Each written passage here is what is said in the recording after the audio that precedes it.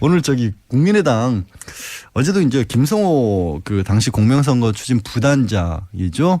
오늘 새벽에 귀가를 했어요. 거의 19시간 가까이. 이게 지금 뭐 원래 모든 사안이 그렇습니다만 한 1, 2주 크게 집중적으로 보도하고 나면 그 사안이 점점 잊혀지게 마련이긴 한데 네. 그러다 보니까 끝난 줄 아는데 끝나지가 않았어요 아직. 끝나지 않은 정도가 아니라 이제 겨우 시작이었죠. 검찰의 본격적인 수사는. 사실은 그렇습니다. 그런데 아무래도 이제 국민들이 느끼는 감정이나 이런 부분에 있어서는 이준서 전 최고위원이 구속이 되면서 거의 정점이 달했던 것 같고 그 이후에는 어떻게 돼가고 있나 많은 또 그 이후에 또 뭐 조금 전까지 저희도 이제 문건 얘기했다시피 큰 사건들이 계속 나오니까 좀 관심사에서 멀어졌는데. 네, 방산비리 이런 거 나옵니다. 예, 어제 이제 김성호 지난 선거 당시에 그 공명선거 추진 부단장 예. 이 거의 19시간가량 검찰에 출두해서 조사를 받았어요. 예. 원래 이분은 이제 그 기자 당시에 왜 또 기자 출신이란 것까지 강조를 한 하시고 분은 법조인 출신이고 예, 한 분은 검사. 예, 부장검사까지 하셨다가 변호인으로 변호사 한 지 한 10년 가까이 되셨고 한 분은 어제 조사받으신 분은 이제 기자 출신이고 기자와 검사가 힘을 합쳐서 공명선거를 추진하는 단을. 그러니까 구성은 좋네요. 그리고 단장은 이용주 의원으로 검사 출신이고. 부장검사 출신이었고 예. 직전까지 검사를 하다가 현역 이제 의원이고. 현역 의원이셨고. 근데 거의 19시간 마지막 2시간 가량은 본인의 이제 조서를 이제 살펴보는 대로 썼다라고 하지만 어제 들어가기 전에 기자들을 만나서 한 얘기는 우리는 검증을 소홀히 하지 않았다. 이분이 받고 있는 혐의는 이런 겁니다. 이제 정리를 쭉 하면 이유미 씨 같은 경우에는 증거물을 만들어냈고 네. 녹취 파일하고 그거를 단독 범행이라고 계속하고 있고. 그거는 단독 범행이에요. 그러니까 검찰에서도 그것까지 그 공모했다고 보지는 않습니다. 네. 이준서 전 최고위원 같은 경우에는 이게 뭔가 잘못됐다는 걸 알면서도 이런 것들을 자꾸만 계속해서 증거를 찾아와라. 또 제보자 안다면서 만나서 녹음해와라. 이런 식으로 언론 보도에 따르면 그 다음 날 뭔가 잘못됐다라는 문자를 보냈는데도 불구하고 묵살을 하고 계속해서 유지를 했기 때문에 이 이준서 전 최고위원 같은 경우에는 그 처음에 증거가 만들어진 조작된 증거가 만들어지는 과정 그리고 발표했을 때 그다음에 또 중요한 게 뭐냐면 지금 좀 전까지 말씀드렸던 국민의당 공명선거 추진단에서 김성호 당시 부단장이나 김인원 부단장이 야 이거 증거 제대로 된 거냐 확인해 봤냐라고 이준서 전 최고위원에게 물었어요. 확인을 했어요. 들고 왔으니까. 그랬더니 100% 확실하다. 내가 여러 군데 제보도 확인해 봤고 뭐 저기 복수의 관계자들을 확인했고 이런 것들을 확신을 시켜준 사람이 이준서 전 최고위원이었어요. 그러니까 이준서 전 최고위원에게 이유미 씨는 나는 그런 식의 확신을 준 게 아니라 거꾸로 그 다음 날 이게 사실상 제보자가 없는 것과 마찬가지다라고 하는 문자도 보냈다고 하니까. 그러니까 이준서 전 최고위원까지는 거의 이제 유죄를 피해가기가 어렵다고 봐야겠죠. 그런 상황이고요. 예. 근데 그럼 어제 그러면 김성호 부단장은 왜 조사를 받았냐. 네. 그러면 김성호 부단장은 책임이 없다라고 볼 수 있을 것이냐. 그러니까 증거 조작은 몰랐다고 할지라도 그냥 믿은 책임밖에 믿은 죄밖에 과연 없느냐. 믿은 죄밖에 없다고 봐야 되느냐. 법률적으로는 어떠냐. 네, 아니면 그분도 이제 미필적으로라도 고의가 있느냐. 그러니까 이게 확인을 단순히 소홀한 거를 떠나서 뭔가 잘못됐다는 것을 알면서도 그걸 이제 알면서도 그래도 어쩔 수 없다. 나는 이걸 해야겠다. 발표를 해야겠다라는 결심을 했다라면 그걸 이제 법률적으로 따지는 거죠. 미필적 그러니까. 고의라는 건데. 김성호 그 수석 부단장이 이게 의심의 여지가 전혀 없는 상태까지 갔느냐.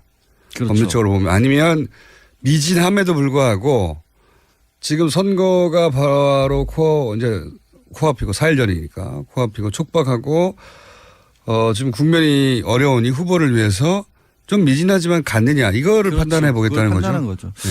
이제 어제 조사받으러 들어가기 전에 한 얘기는 뭐 카카오톡이라든가 녹취 내용도 꼼꼼하게 검토를 해봤고 본인으로서는 의심하기 어렵다. 그리고 그렇게 얘기해. 제보자의 이메일 같은 경우도 이제 검색을 해보니까 그 제보자라고 한 사람의 이메일이 맞는 걸로 인터넷 검색 결과가 나오더라. 네. 저도 그래서 제 이메일을 검색을 해보니까 나오긴 나오더라고요. 이메일은 나옵니다. 양결이라는 이름이 나오더라고요. 깜짝 놀랐어요.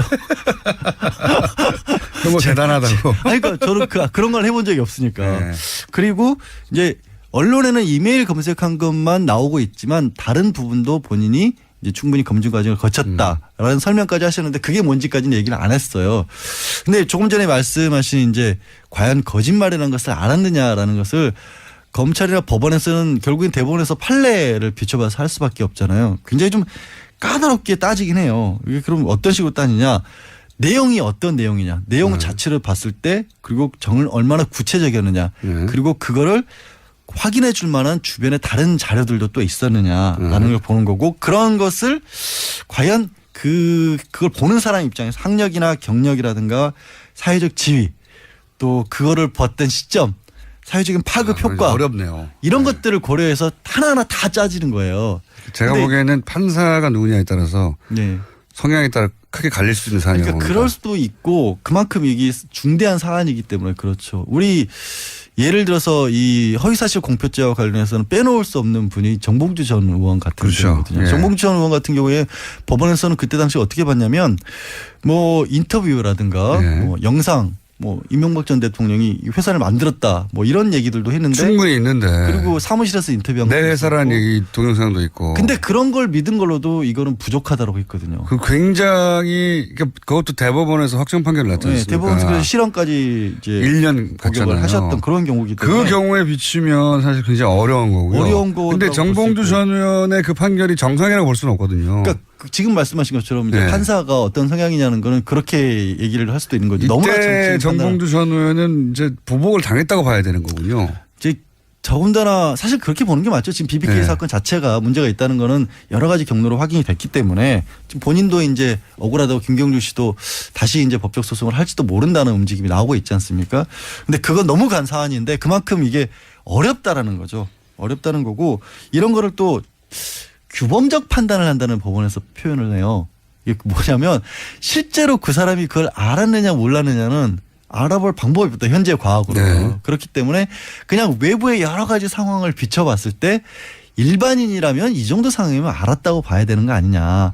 플러스 거기에 그 행동을 한 사람, 그러니까 여기서 김성호 단장의 개인은 어떻게 봤을까, 두 개를 겹쳐놓고 봐서 판단을 한다는 건데 이것도 참 어렵죠. 말하면서 저도 어렵네요. 저는 이거는 제가 보기에는 양측이 어떤 증인을 불러오고 그리고 판사가 어떤 성향인가에 크게 달라질 수 있다고 보는 게, 예를 들어서 그 저한테 충분히 검증된 거냐, 이때 이 단장 그 공명선거 추진단에 충분히 검증된 거냐 묻는다면 저는 부족하기 짝이 없다라고 생각하는 것이, 이런 제보를 받았을 때 결국은 그 제보를 잘못 터뜨렸을 때 반작용으로 소송을 많이 당해왔기 때문에 잘못 터뜨리면 그러니까 잘못 터뜨려서 소송을 당했다보다 제대로 터뜨렸는데도 5천 살인 사건의 문제 제기를 제대로 했는데도 몇 년을 고생했거든요. 그러니까 조금의 하자도 있으면 안 된다는 생각을 항상 하게 돼요.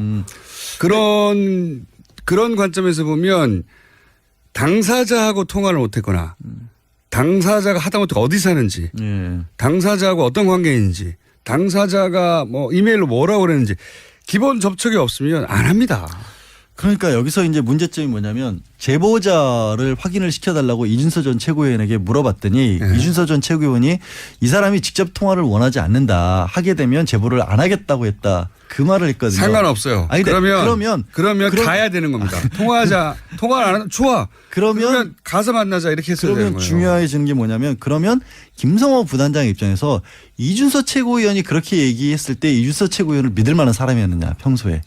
여기까지 가야 되는 거예요. 아니, 그거는 이론적인 거고요. 실제 겪어본 바에 따라 이런 제보를 다룰 때는 중간에 누가 해줬든지 중요하지 않아요.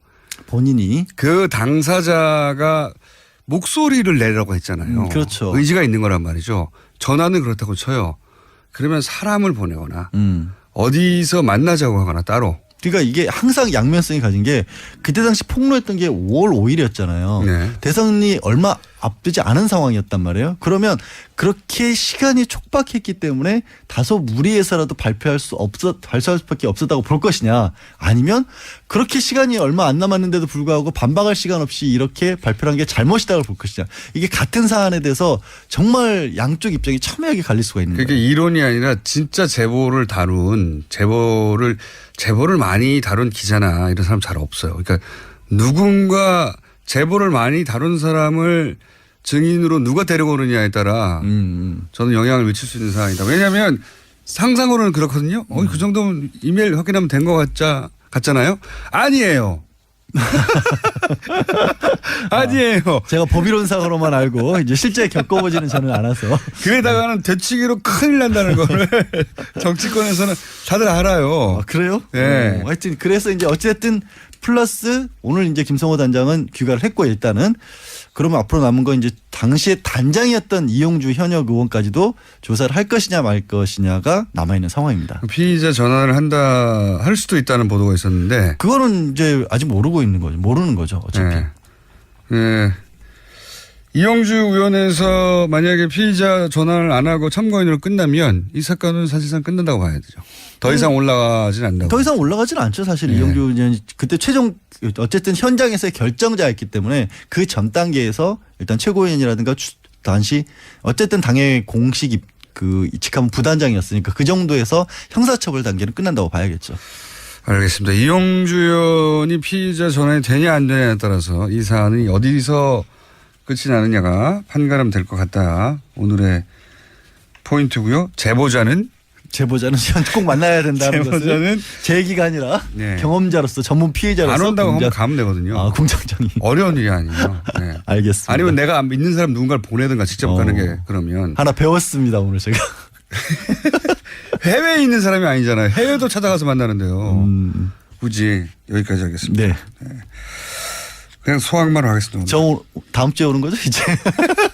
내일은 또 안 와도 되죠. 2주 연속으로 왔기 때문에 다음 주를 건드셔도 됩니다.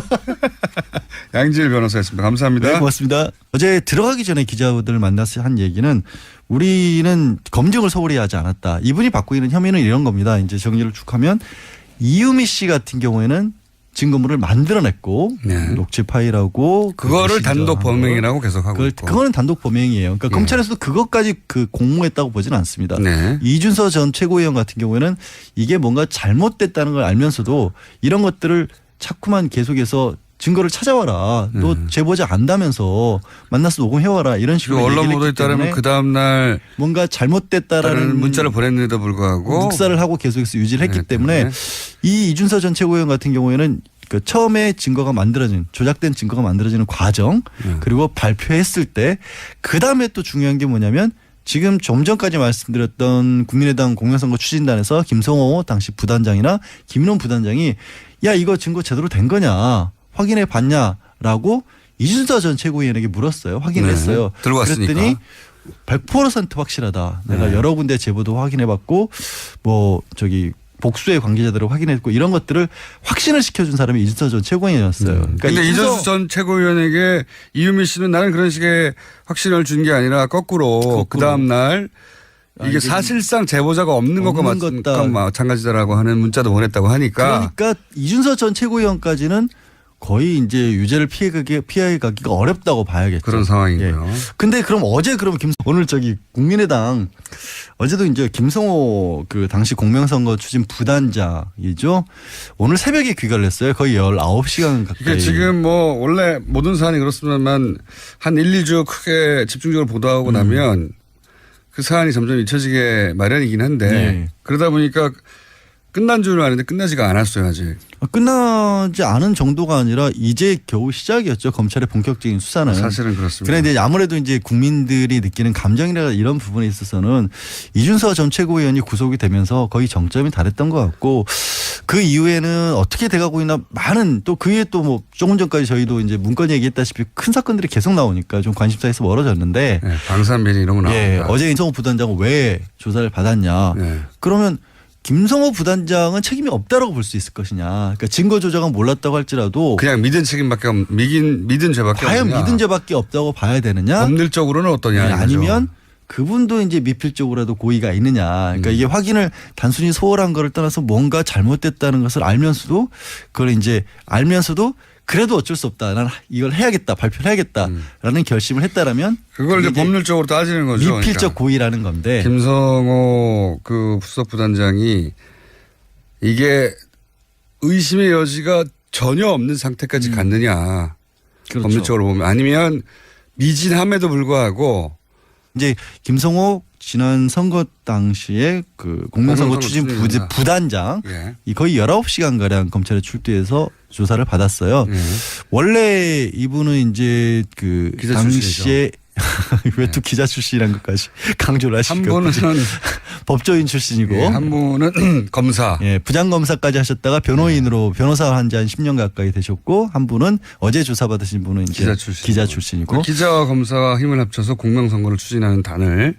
그러니까 구성은 좋네요. 그리고 단장은 이용주 의원으로 검사 출신이고. 부장검사 출신이었고 예. 직전까지 검사를 하다가 현역 이제 의원이고. 현역 의원이셨고 근데 거의 19시간 마지막 2시간 가량은 본인의 이제 조서를 이제 살펴보는 대로 썼다라고 하지만